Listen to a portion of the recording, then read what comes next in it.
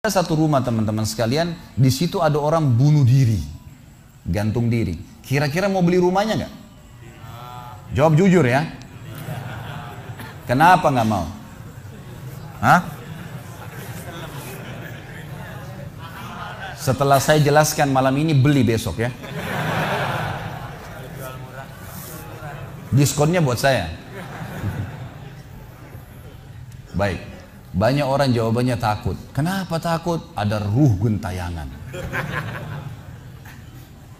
Baik, simpan contoh itu. Ada contoh kedua teman-teman. Ada satu rumah, tadi bunuh diri ya. Sekarang satu rumah dibunuh oleh perampok. Mau beli rumahnya nggak? Sama juga. Masya Allah cuma 3 orang yang jawab, yang lain berani semua.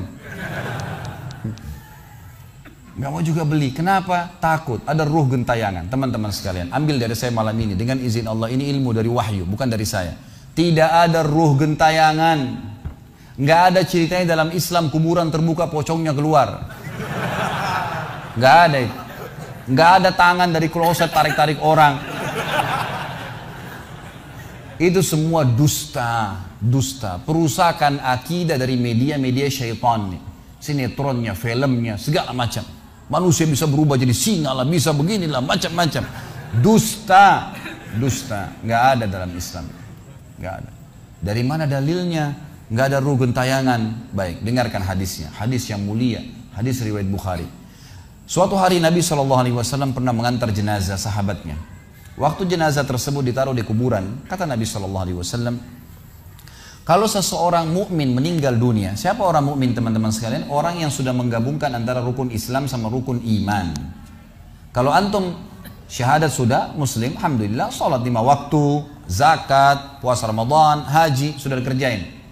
Ditambah dengan keimanan, yakin Allah ada, yakin malaikat ada mencatat, yakin diturunkan dalam Al-Quran, yakin ada Rasul yang mengajarkan Nabi Muhammad SAW ada diterima pahalanya hari kiamat. Maka itu namanya mukmin, ditambah dengan mengimani qada dan qadar.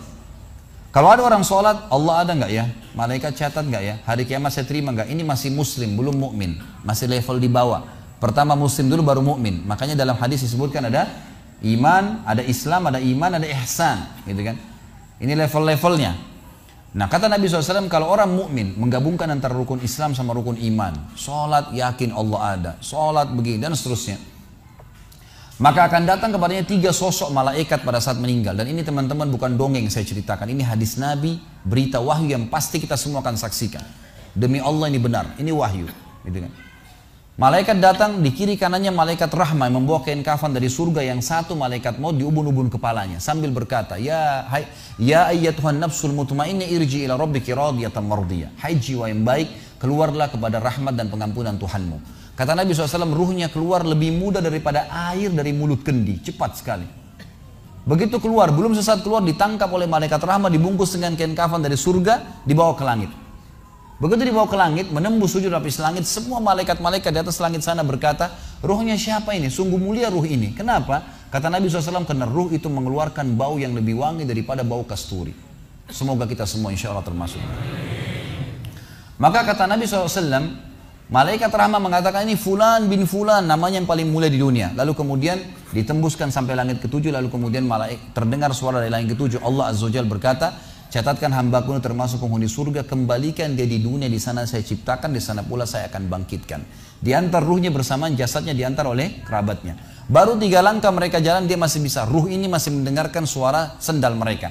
Lalu malaikat datang mendudukkan dia lalu berkata, siapa Tuhanmu, siapa nabimu, apa kitabmu? Lalu dia kalau orang beriman, kata Nabi SAW, Allah berfirman, yuthabbitullahu alladhina amanu bil qawli tsabit fil hayatid dunya fil akhirah.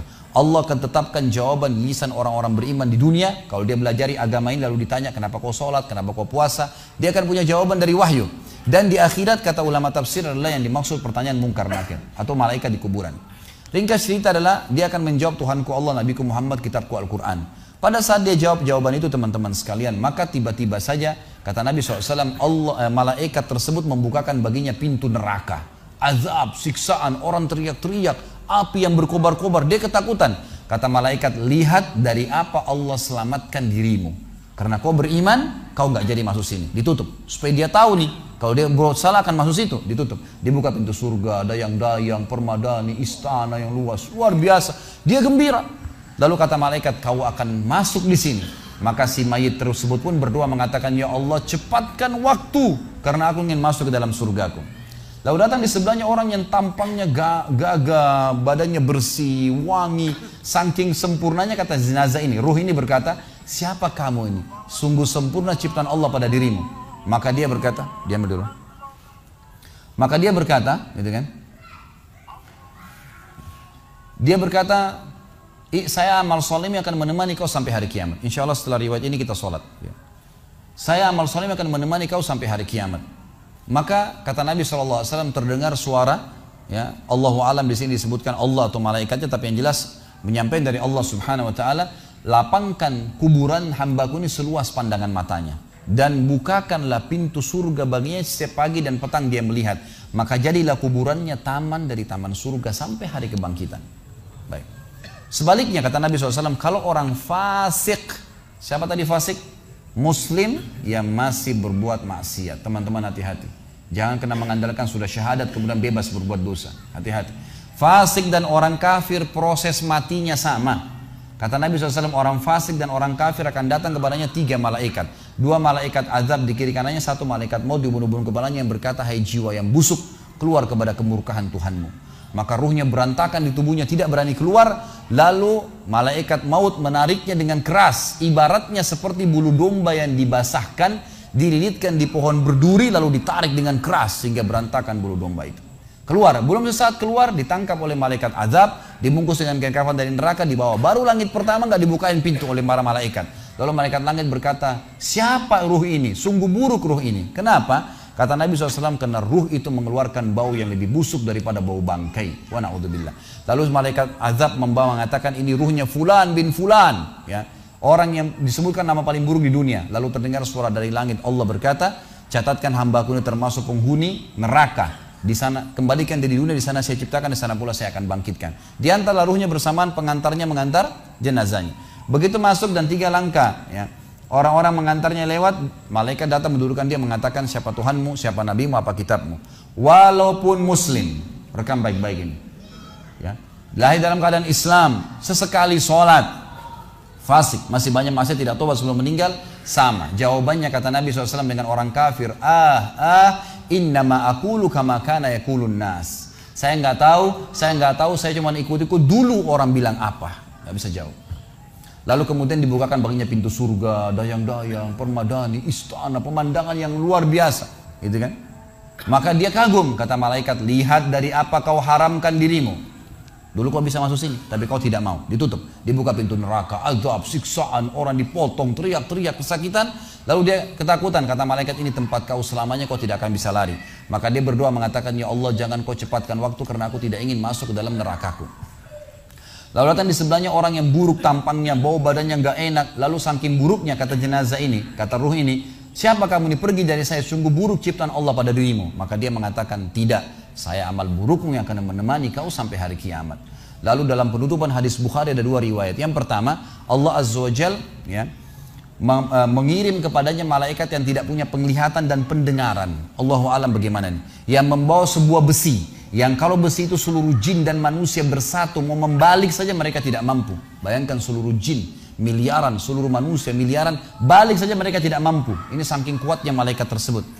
Maka menghantamkan ke tubuh orang ini hancur, diutuhkan kembali lagi. Begitu terus sampai hari kiamat. Riwayat yang kedua mengatakan Allah Azza wa Jal membuat dinding kuburannya merengut tubuhnya, menjepit tubuhnya sampai seperti ini tulang rusuknya.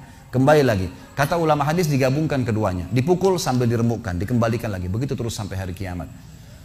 Maka teman-teman sekalian, dalil ini sebagai penutup dalam sesi pertama materi kita, teman-teman sekalian, dalil ini menjelaskan tidak adanya ruh gentayangan dalam Islam, nggak ada. Kita tarik ke contoh tadi, orang yang bunuh diri tadi berdosa besar bukan? Dosa besar. Berarti dia meninggal sekarang di kuburan lagi disiksa.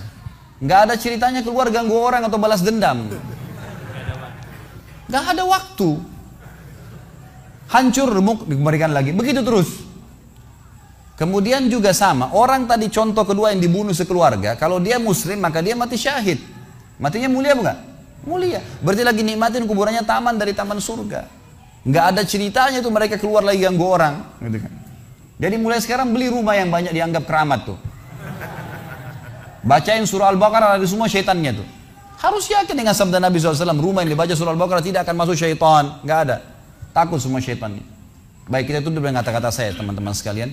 Lalu dari mana kalau saya beli rumah saya pernah dengar suara bayi di atas rumah, atap rumah saya. Saya pernah dengar suara cangkul di belakang rumah, pintu bunyi sendiri, gitu kan.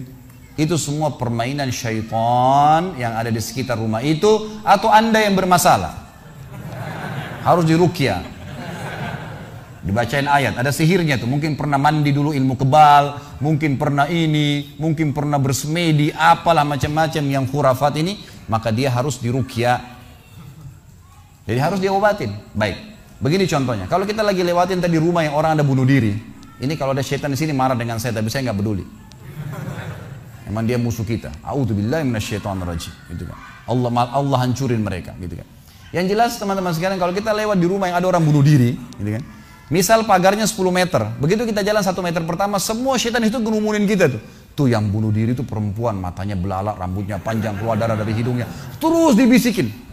Orang yang takut, manusia yang takut, maka pada saat dia balik ke tempat yang tadi syaitan bisikin dia itu, dia lihat betul nanti perempuan tuh. Karena dia takut, jadi dia bisa lihat. Yang takut saja bisa lihat, yang tidak takut tidak bakal lihat. Makanya kalau ada temannya jalan di sebelah nggak takut, tanya, kau lihat nggak? Dia bilang nggak. Kalau dia bayangkan nenek-nenek, dia lihat nenek-nenek temannya. Permainan syaitan. Maka orang beriman mustahil melihat yang seperti itu. Nggak ada ceritanya. Atau dasarnya orang itu kena sihir tadi. Maka bisa melihat penampakan karena ada syaitan yang mengganggu dia. Dan dia dasarnya membuka diri untuk itu. Makanya harus ruqyah, obat. Gitu kan? Ada metode pengobatan, tentu bisa lihat di YouTube, ada ceramah saya, ruqyah syariah. Ya, nama saya diketik, insya Allah ada tata cara yang sudah saya ajarkan caranya mengobatin itu. Tapi yang jelas itu semua permainan syaitan, teman-teman sekalian. Dan inilah poin pertama, pintu pertama untuk takut kepada Allah Subhanahu wa Ta'ala. Artinya semua selain Allah dalam makhluk jangan pernah takut dengan mereka. Syaitan pun yang biasa dianggap menakutkan bagi manusia itu dusta semua. Sampai sabda Nabi SAW mulia, hadis Bukhari, siapa yang membaca Bismillah, Bismillah, maka syaitan yang ada di sekitarnya menjadi kecil seperti lalat. Jadi orang yang gambarkan syaitan besar itu tidak benar semua. Kata Nabi SAW dalam hadis Bukhari yang lain, siapa yang mau masuk ke rumahnya lalu dia baca Assalamualaikum, salam warahmatullahi wabarakatuh, syaitan di sekitar rumahnya berkata kepada teman-temannya, tidak ada tempat nginap buat kalian malam ini. Salam saja sudah jadi benteng, nggak bisa masuk. Kalau dia makan dengan baca Bismillah, ya, dia baca Bismillah, maka syaitan berkata lagi sama teman-temannya, tidak ada makan malam buat kalian malam ini. Nggak bisa cuy. Dan syaitan tidak bisa membuka dan menembus tembok atau pintu manusia. Dusta semua itu tembus tembok, tembus pintu, dusta.